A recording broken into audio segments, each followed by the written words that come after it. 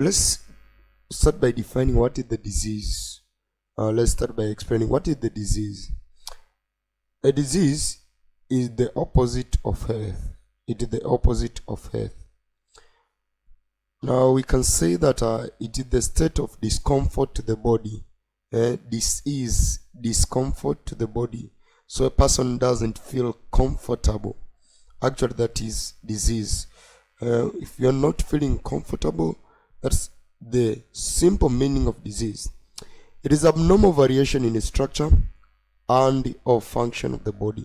Sometimes it can be abnormal variation in structure and function, or sometimes it can be the abnormal variation in only structure or in only function of the body. As you know from our first semester MBBS courses of anatomy, that the structure of the body, it is referred to as body anatomy, and the functioning of the body is referred to as physiology.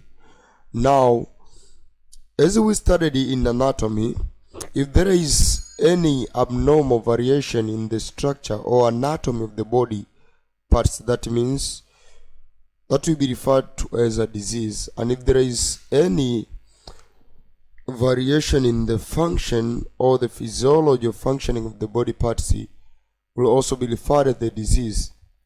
Now, health can be defined in various ways according to different perspectives of people.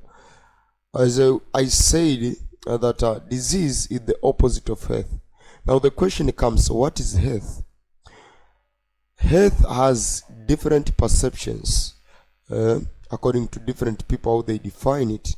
So perceptions of health and disease vary between individuals and professional viewpoints. According to professionals of people and their views or their thought, and some of them even their belief, they tend to define disease in different ways. Some define health, they define disease and health in different ways. Some define health as merely absence of sign or symptoms of disease. Some people, they say, if somebody has no signs or symptoms of disease, he or she is healthier. But sometimes people believe to be ill but have no measurable signs or symptoms of disease. Probably you have met with different conditions. A person goes to hospital and then they take different investigations using microscope and things like that, using x-ray,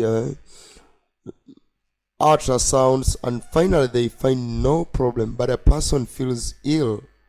So how can we define this condition, and how can we categorize this condition? This person diseased or not? And conversely, there are people who believe themselves to be well and have no symptoms, yet on examination they are found with the disease. So some people, they are believing themselves that they are well and they have no symptoms of disease. But if we examine their blood or if we examine their tissue, we are finding cells or microorganisms causing the diseases or parasites causing diseases in them. Now, all of these, there are different perceptions and some kind of confusion in defining health. But there is the universal definition of health which is used, which is the WHO definition of health.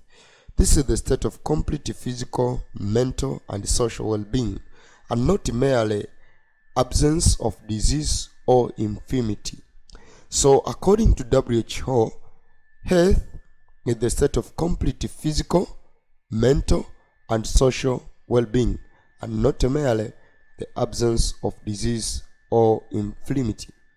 This is the universal definition of health, and everywhere when we are categorizing a situation as a disease or not, we are dealing with this definition.